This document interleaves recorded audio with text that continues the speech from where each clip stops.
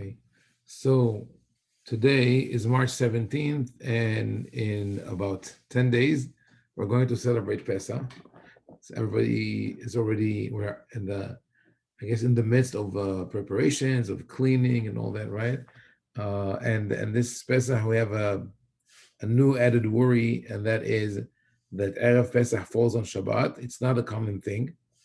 It's not a rare thing either, but it's random. It's not like you would know every 2 or 3 years it happens. Could be several years where that doesn't happen, and then a bunch of years that it happens consecutively. We have it this year. We have it again in 2026. So quite close to one another. The famous debate between Hillel HaZaken and Bnei Betera in the Talmud was on a year when Erev Pesach fell on Shabbat, and the Bnei Betera weren't sure. What do you do? Do you bring the Korban Pesach on Shabbat or not? So even back then, it would confuse people, because usually we think, Erev Pesach leads into the Pesach, and we can make all our preparations.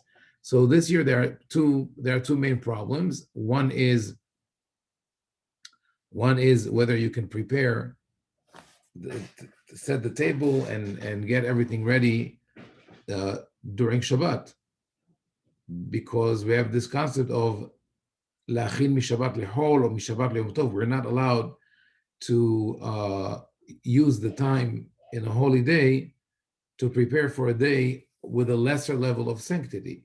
So since Shabbat is at a higher level of Kedusha than Yom Tov, if we prepare the table, we set the table, we put placemats and cut vegetables and put stuff on the table during Shabbat, it's sort of disrespectful to the character of Shabbat, and we cannot do that. On the other hand, if we don't do it, we end up being stressed the whole Shabbat, because, okay, we can't start anything until Shabbat is over, and that will be late. So what some people do is set a table in advance. One of my friends told me that that's what they're going to do this year. They're going to set a table from Friday, and then eat on a separate table. So that's an interesting solution. Doesn't work for everyone. Not everyone has the space to set 2 tables.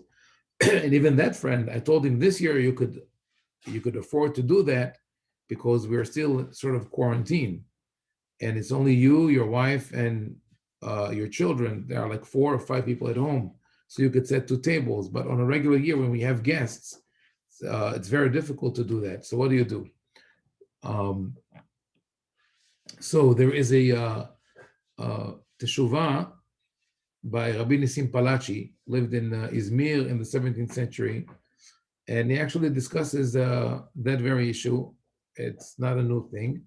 People in Turkey 300 years ago had the same problem. And he says the following. He says, the prohibition of preparing from Shabbat to Yom Tov or to a regular day is only regarding things that cannot be done on Shabbat. Meaning, if, let's say, for example, I need to catch a bus on Motzei Shabbat, and I walk to the bus stop to catch that bus, that is inappropriate. Even though the walking itself is not a problem, but I'm doing it in order to do something that is forbidden on Shabbat. So that is inappropriate. But if I do it, if I do something which is permitted on Shabbat itself, and I do it, and there's room to say that I'm doing it for Shabbat, that would be okay. So now, if I would be setting the table and put the placemats and cutting vegetables and doing all these things for Shabbat, would it be allowed? It would be allowed. I'm not starting a fire. I'm not cooking. Just setting the table. Just doing things that would be allowed for a Shabbat meal. The problem is I'm not doing it for Shabbat. I'm doing it for Pesach, right? So Rabbi Palachi says, no, you are doing it for Shabbat. Why? Because you deserve to be restful and relaxed on Shabbat. But when you can't set the table and you're worried about the time limits, and how are you going to accommodate everyone? And if you have little children who are running around the house and they need to, so you want to start the seder as early as possible, that takes away from your own Shabbat. And therefore, setting the table is for the purpose of Shabbat. It's to maintain the atmosphere of Shabbat. And he said, since he also considered the possibility of setting two tables, and he said most people don't have the space for it. They don't have the capacity to do it, and therefore you could without worries prepare everything you need for the seder, as long as it's not a transgression of Shabbat, meaning don't handle fire or electricity or do any cooking on Shabbat. You could do that. So obviously, if you don't have a lot of people, people will manage. But if there are problems, you can rely on Rabbi Palachi, because his argument works not only for Turkish Jews, it works for all Jews. It's logical. Like Rabbi Yosef Mesaz says, a logical argument has the power of the Oraita, and that's the Oraita. So that regarding setting the table. The other problem is, what are you going to eat? How are you going to do the first Sauda and the second Sauda? There are two simple solutions. Let's start with the simplest one. The simplest solution is not to eat bread. You don't have to eat bread on Saudot Shabbat. I know that everybody thinks that if you didn't eat bread during the Sauda, you did not fulfill the mitzvah.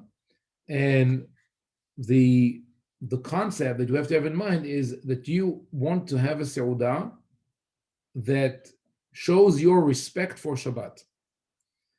So put Pesach aside.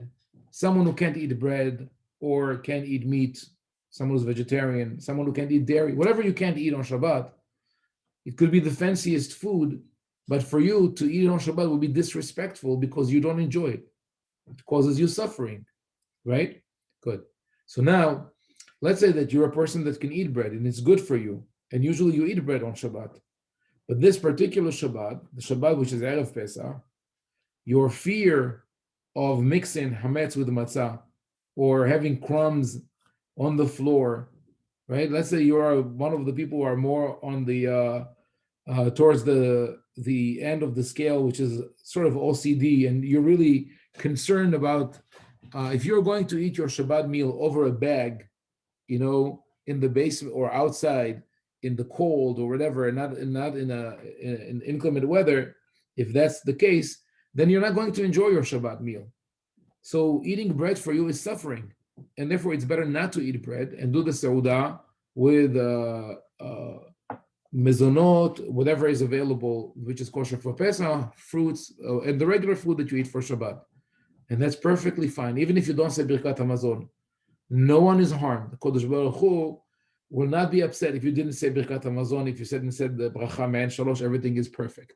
So that's regarding the meal. You could just do the meal without bread, no harm. If you still want to have bread on Shabbat, maybe you'll have to do a little switch, in your brain, because a lot of people believe that the only bread you're allowed to eat on Shabbat is challah, or as some people call it chali, right? Have you ever heard that you have to have chali on Shabbat? That this is the real Shabbat food? Some people think that. I even one of my rabbis in yeshiva in Israel was discussing a legal concept called halot. Halot actually should be halut in Hebrew, halut hakinyan, which means the validity of the acquisition, right? That's a monetary law. So he was talking about halut hakinyan. He was trying to explain what is validity, and he says, and he wouldn't pronounce it correctly, which is very common for, I'm sorry to say, Ashkenazi rabbis in the yeshiva world. Hebrew grammar is not their stronger side. Okay, let's put it this way. So he says, why? Lama korim is chalois, chalois hakinyan, right? Why is it called chalois? Just like the bread of Shabbat. Usually it's bread, but Shabbat gives it a special validity and it becomes chalois. Very nice. The thing is, Sephardic Jews I mean, at least in my tradition, Iraqi, Baghdadi Jews, we didn't eat challah on Shabbat. Sometimes we would buy challah, in Yerushalayim, the angel challah, but mostly we would eat pita on Shabbat. And that was our Shabbat bread. I remember one time a friend came over for Shabbat with his family, and he saw that we had pita for Shabbat. I think actually we had baguette that Shabbat. I got some fresh baguettes, and that was he's like, "What? You're eating baguettes?" I said, "Yes, it's delicious with the Moroccan salads that my wife makes." He says, "Every day, I mean, not every day, every Friday, I drive from where I live." He lived outside LA, right? And he had to drive in traffic into Los Angeles to the kosher store to buy the halal for Shabbat. And he says, you tell me that I can have baguettes? That's what so now every Friday, not every Friday, now and then he calls me, he says, "I'm on my way to get the baguettes. Thank you so much. You saved me 30 minutes or 45 minutes of being in traffic." So why is that switch important this year? Because if you let go of the halal and you get the mini pitas, if you can get mini pitas or you buy regular pitas, if they're available where you live, then you solve the crumbs problem, because they really make much less crumbs than halal. So those are the two big issues that are going to happen this year.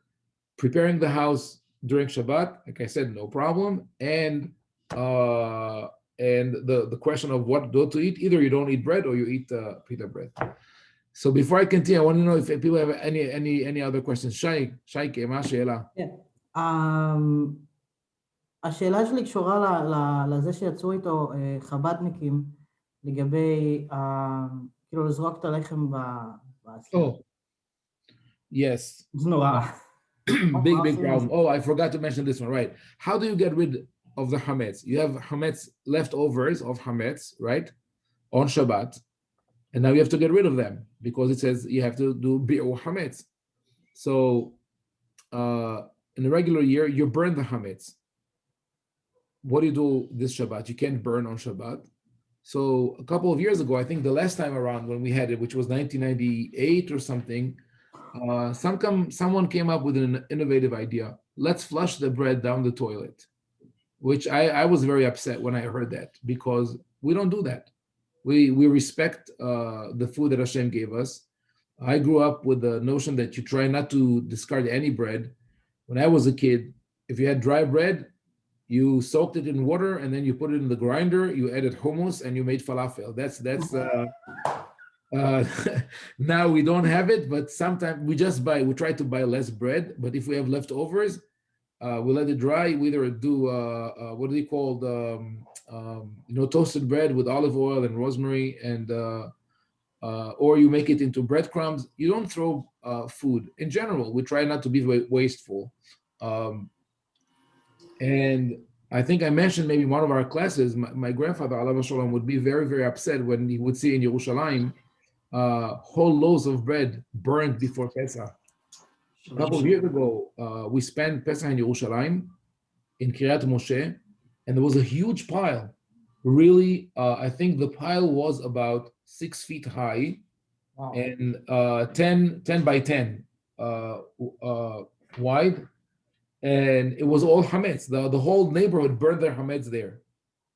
And it was really disgusting, because the whole Pesach, we walk to shul and go back, and it's still smoking. Smoke is billowing from that fire pit. What is going on with people? You don't have to burn a whole loaf. You leave a couple of crumbs, and that's what you burn symbolically.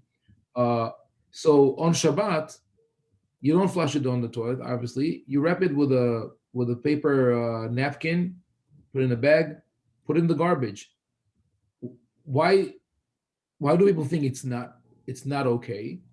Because they say, I should not have hametz in my house. The hametz is in my garbage. The answer to that is, whatever is in the garbage is not in your house. It's not in your possession. It's not called hametz. No one ever opened the garbage can to take out food and eat it. If you dropped a diamond ring there and you know it's there, maybe you'll search for it, but you're definitely not going to take food out. So whatever you put in the garbage is hefker. It's not yours. You don't have to worry about this. The really sad thing that that happened, what I've seen, is that on the Lubavitch calendar, this became a reality. This became like the final word. So it says there, finish eating hametz by 11, flush hametz by 12. So someone who just looks at the calendar thinks that's the halakha, and that is something that we always say in the shurim when we study together. Don't rely on abridged versions of halakha. Not even mine. Like I send out a short guide before Pesach. Read it, study it, argue, call me, says I don't agree with what you say. Fine. I try to usually give the explanation behind that. So yes, that's how you can get rid of the hametz during Shabbat. אז רגע, לא הקשבתי לך. Thank you very much. I said on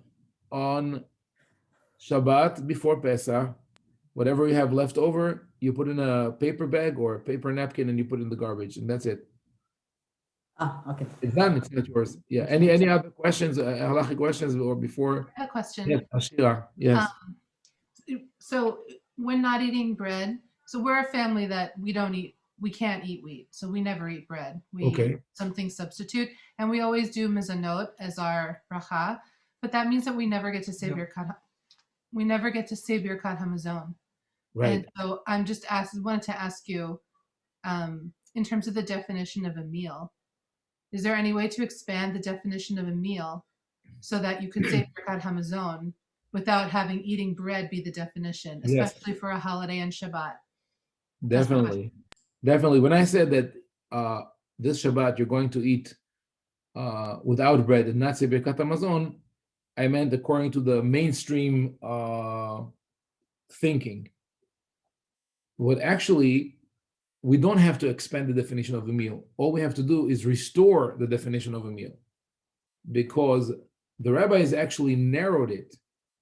The rabbis, at the time of the Mishnah, part of their mission of unifying halakha, right, creating a uniform halakha for all, and making clear markers and definitions for everything, they also did this with birkat hamazon. They said you have to say birkat hamazon when, according to the Torah, ve'achalta ve'savarta u'berachta. You eat, you'll be satisfied, you'll be full, and then you'll say a bracha. So they said, how do we measure sava? How do you measure satisfaction? This is something that bothered them, because you can have 10 people in the room, and for each one of them, right, you'll have a different. If you have a teenage daughter, you know that very well. Like, my wife would always tell my daughter, "You didn't eat enough," and she would say, "I'm full. I can't eat anymore." And if you have a son, it's the opposite. No, right, right. Don't eat so much. So I'm still hungry, right? Or a husband for some. So I can't bless. I'm not satisfied. Right. So because of that, the rabbi said kazait. If you eat kazait bread, that's considered sava. That's considered satisfaction, and then they had to set the quantity for mezonot, how much mezonot to eat for bechachona, and so on. What happens? Like you said, you never eat bread, right? So I ran into this problem years ago with one of my students who had celiac. When he was in yeshiva in Israel, the rabbi insisted that he eat matzah on Pesach, which was really shocking. But he was smart, and he went and he shopped around and he asked, "Are there any other opinions?" And he found Rabbi Yoel Binun of Ofra, and who rules, and I agree with him, that if you're satisfied, if you feel that, and you don't have to be, to explode. That doesn't mean that. We could, to interpret this pasuk of you will be satisfied. I think a nice pasuk to highlight that is a pasuk from Mishlei. Tzadik ochel lesova nafsho, ubeten reshaim tehsar. The righteous person eats, and his soul is satisfied, but the stomach of the wicked is always empty. Meaning, it's a question. It's conceptual. It's how you feel. But if you get up and say, "Oh wow, it was a wonderful meal.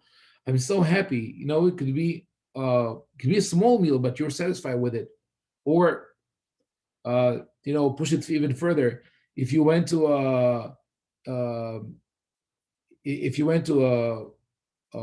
an elite restaurant, right, a Michelin restaurant, let's say there's a kosher Michelin restaurant, right?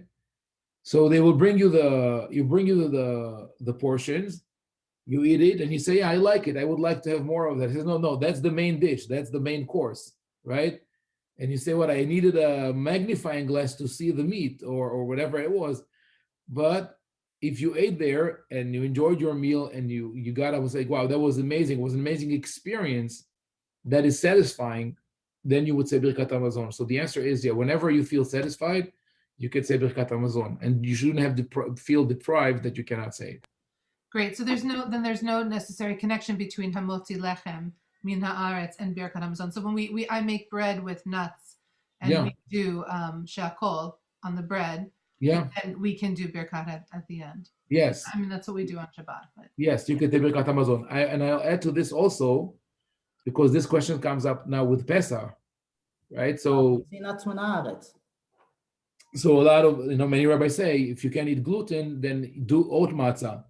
But the truth is that oat matzah is not bread, because oat is not hametz. Oat cannot become hametz.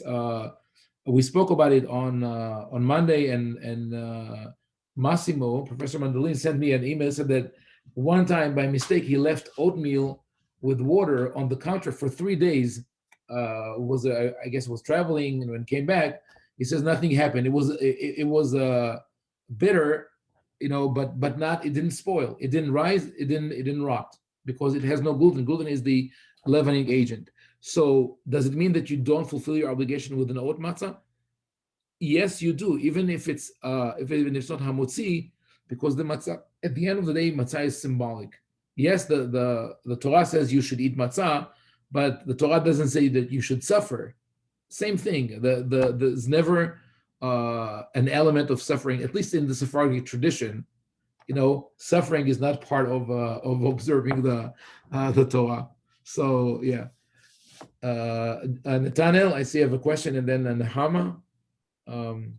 Really just a comment in regard to the last question, which maybe this is implied, maybe not explicitly stated, but implied in the brachot themselves. The fact that they say, Hazan et Achol, they say Al Haaretz V'Al Hamazon, and then Bonei Yerushalayim. It's nothing that specifically states in the ending anyway of Right.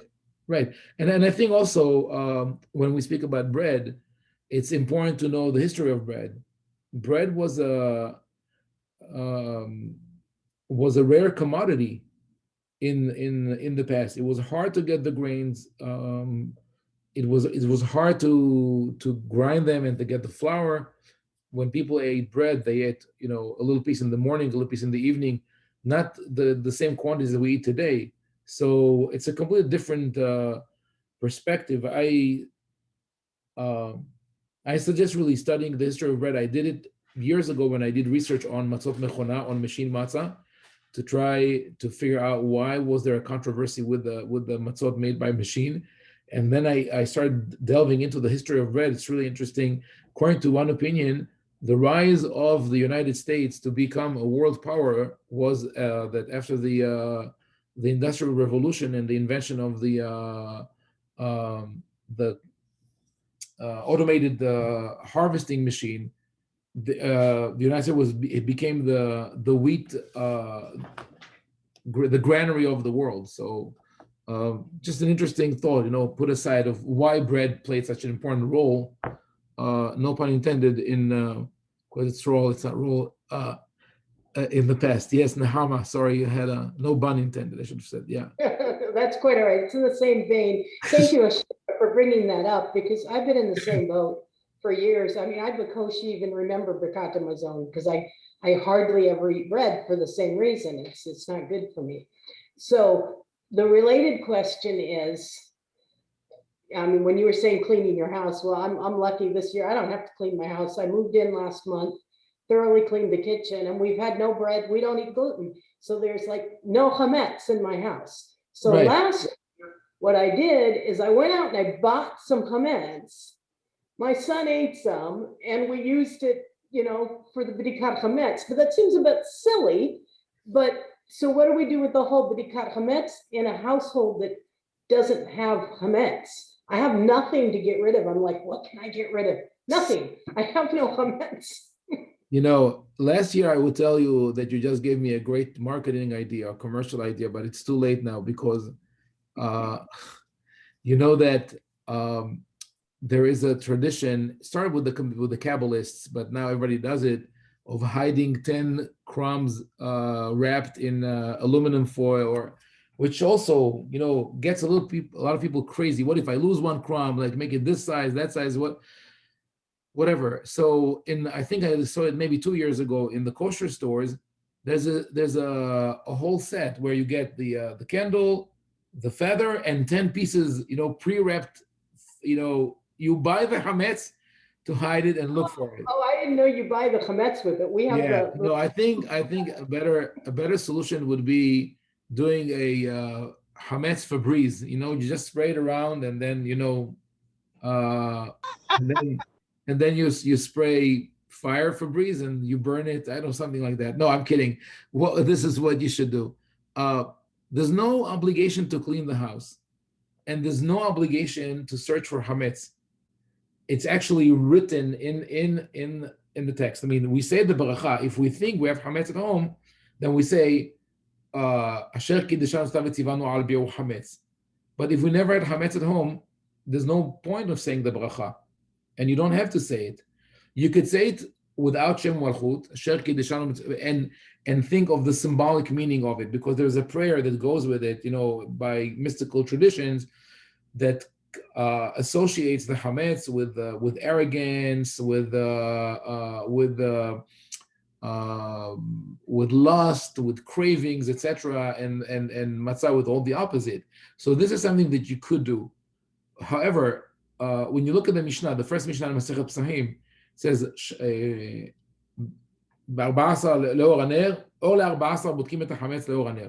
like the night before the 14th, you search for hametz with the candle. And where do you search? Only where hametz goes usually. Meaning, if there are places in your house where you never bring hametz in, you don't have to search for. And also, and that's something that with time we have forgotten, and our obsessive compulsive behavior also played into it. The rabbis in the Mishnah, when they established the idea of bdikat hametz, they did not tell us to look for a stale Oreo that is caught between the cushions of the sofa, you know, or behind the AC unit. They said very clearly, Shema yimtza gluska yafa v'da'ato aleh v'yochlena. You'll find a nice piece of hametz during Pesach and you'll eat it. This is what you have to look for. And this is usually what you don't find. You never find like a nice, you know, wrapped Twix or something within your, except for one case that I did hear from friends of my wife, a very, very frum family that cleaned the house, I think like a month before Pesach, and they sit at the Seder table, and their little son, who was maybe 4 years old, comes marching into the Seder, you know, area with a bag of cookies. And everybody freaks out, like they start yelling, "Where did you get it from?"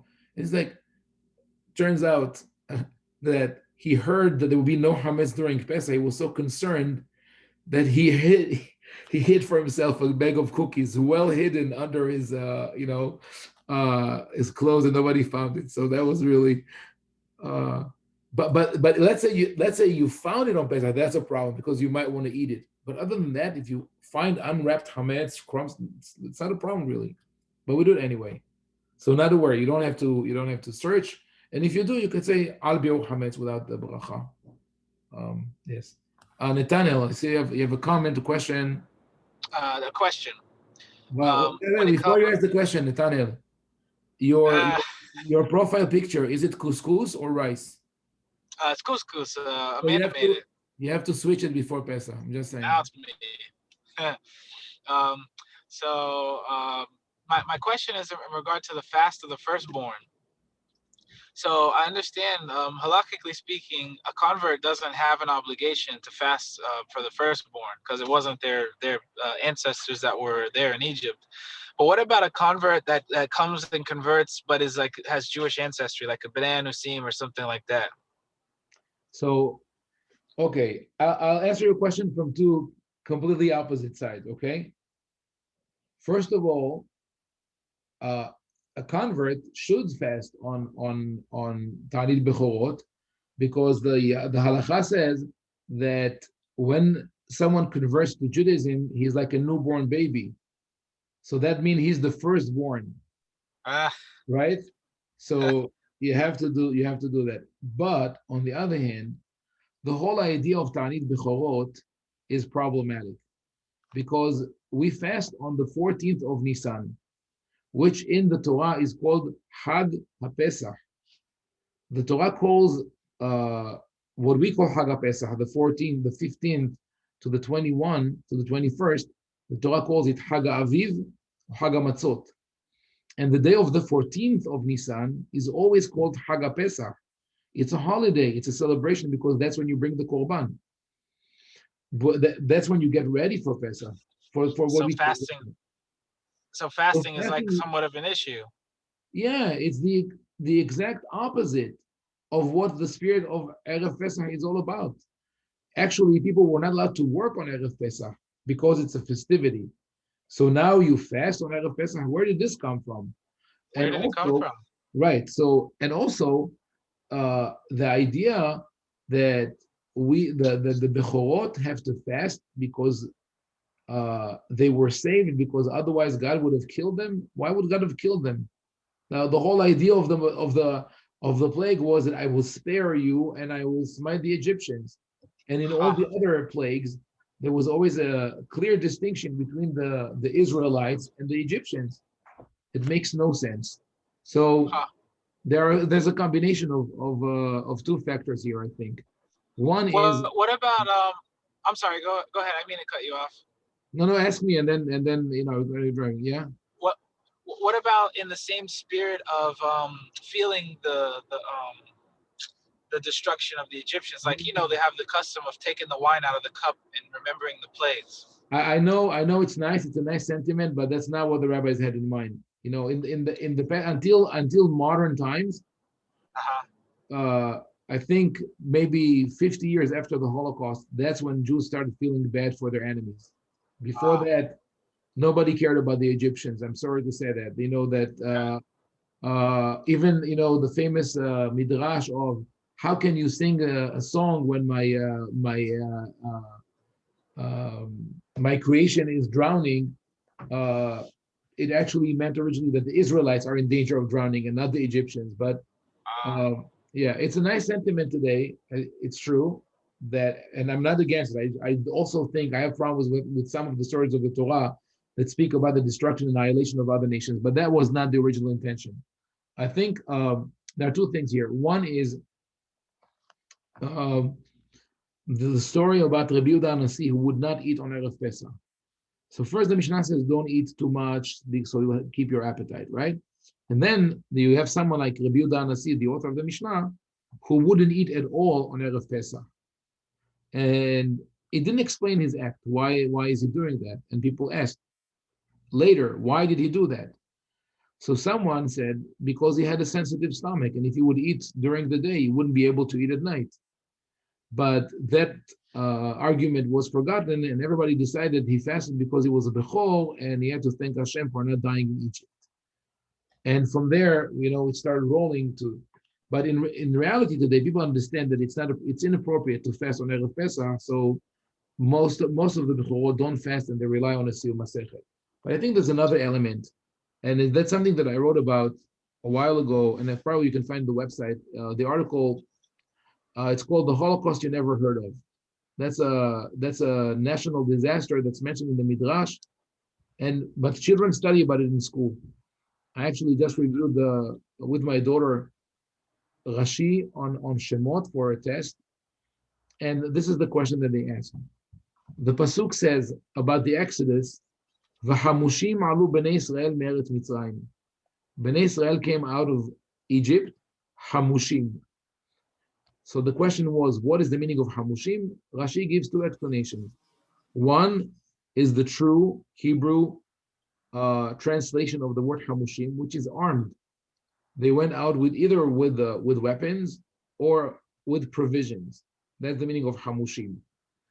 But the other interpretation takes the word Hamushim for the word Hamesh, 5, and says that only 1 out of 5 Israelites left Egypt. Like Hamushim means that they were, like the word decimated in English, that means 10% were left. Their Hamushim means only 20% were left, 1 out of 5. And this is what is taught in schools. Like kids in 1st, 2nd grade learn that. According to Rashi, so here's the story. During the plague of darkness, 80% of Israelites who did not want to get out of Egypt died. And why did it happen during the plague of darkness?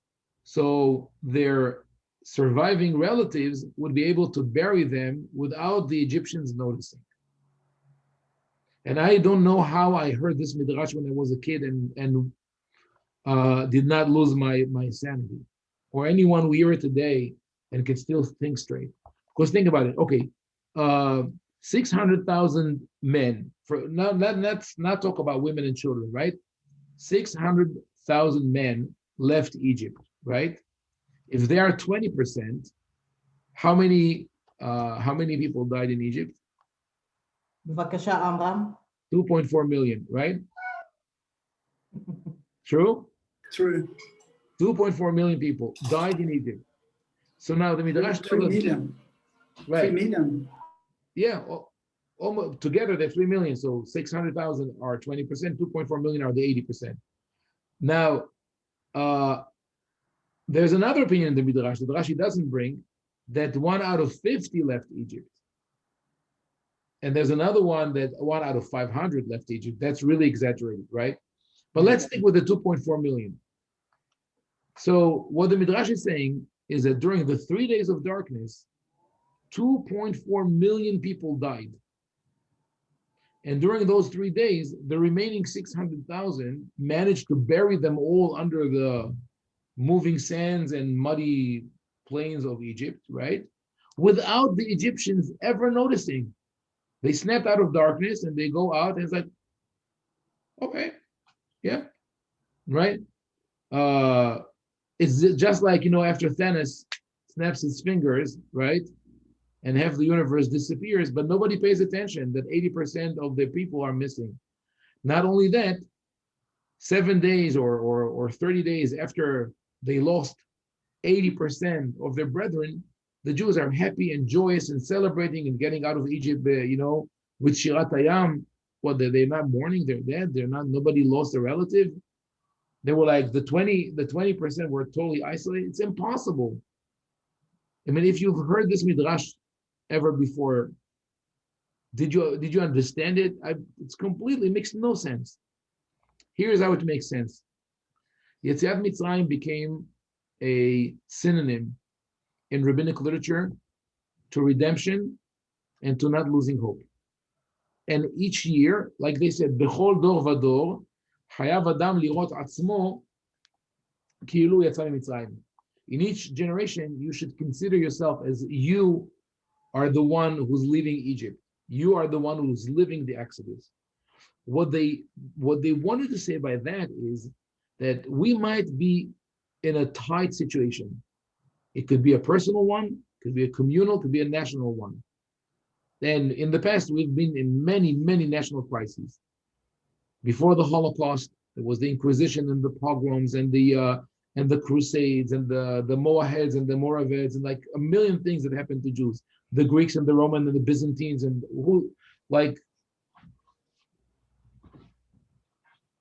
every nation somehow was able to draw a bullseye on our backs. It's scary, right? So the rabbi said, how you redeemed, what is your chance to be part of the Exodus if you get up and leave? If you don't, you're going to perish. That midrash was made up. That midrash was meant to scare the people. Whatever period it was written, could have been during the Great Revolt, could have been before. They wanted to tell people, if you are not engaged and if you are not actively seeking ways to redeem yourself, you're going to perish like those 80% in Egypt. That never were. It was never happened. But the message was you have to take care of yourself, because otherwise you're not going to survive. And I think that, in a way, that midrash had an impact on the idea of Ta'anit Bechorot. The idea of Ta'anit Bechorot is the Bechorot, the firstborn of the Israelites, could have perished with the firstborn of the Egyptians, meaning that sometimes you are stuck in a bad situation and you get so engulfed by it that you can't separate yourself from it, that the Israelites would not be able to separate themselves from the Egyptians. That maybe contributed the idea that we could fast for that. So I'll add with, I want to conclude that with an interesting thought that I don't know who the author is, one of the Hasidic rabbis, I think, and that is about the Hallel. In the Hallel, we read, Mina metzar karatiya, anani b'merchavya. I called out to Hashem from the narrow place, and Hashem answered me in the open, b'merchav. So in Hebrew, it's a wordplay between metzar, from the word tsar, narrow, and merchav, from the word rahav, wide. But the word metzar is also in the name of Mitzrayim. Mitzrayim is Metzarim, is a narrow place, is a tight place. So the Hasidic insight on that pasuk is this: I called out to God from the narrow place. God answered, you are in the open. Right? It's a question of perspective. When you think that all hope is lost, don't give up hope, because there will be a way out. And I share this with people. This is what I believe. I know that I think all of us here feel that way. So, and I think it's on Ella said that when we say V'hi she'amda l'avotenu velanu, that's what we think about. Is the V'hi she'amda, some people say it's the covenant, some people say it's the merit of the forefathers, and I think it's really the hope that we are going to be redeemed, but also our active engagement in attempting to be redeemed on a personal, communal, and national level. So, Nathaniel, thank you for the question. It started as a technical question about Tzom Bechorot, but really, it's really an important ideological issue that has sustained Am Yisrael for many generations. Thank you. Interesting, thoughtful, Yeah. and helpful. So thank you for your answer. Thank you. So before we proceed for Arvit, any other questions? I would like just to mention something that also once I heard about Yatzu Hamushim, and it was that when פרעה והחיילים שלו, כשהם טבעו בים, אז היה להם הרבה, איך זה נקרא? הרבה דברים שבעצם, אז הם אומרים שהישראלים לקחו את הדברים שלהם, כאילו, ועל זה הם נקראו חמושים. אני לא יודעת כמה זה נכון. Oh, it's the loot, it's the objects, the precious objects that the Jews, the Israelites took from the Egyptians. That's the Hamushim, what they came out of Egypt with. I also want to mention that next week, it's also almost last minute, but we're going to have a workshop for Leila Seder. We'll schedule it. So those who are interested will be able to join a Zoom Seder for the Torah V'Ahava community. I will not be part of it. We're doing my own Seder at home, but we'll work on it. And Be'ezrat Hashem, we'll put it on the schedule for next week. And finally, the Nachon, what you said was right. I'll end, there's a cute story about that at the time of Alexander the Great, the representative of the Egyptians came, the Egyptian representative came to Alexander the Great and sued the Jews. They said the Jews must pay us back for all the money that they took out of Egypt, precious things, etc. So the rabbis didn't know what to do. So eventually one man said, okay, I'm going to go talk to them. And he ran a discussion and he said, we are willing to pay you back for everything we took out, But before we do that, we're going to give you an invoice for the hard work of 600,000 slaves over 400 years. So first you pay us, and then we'll pay you. And they said, okay, you know what? Forget about this.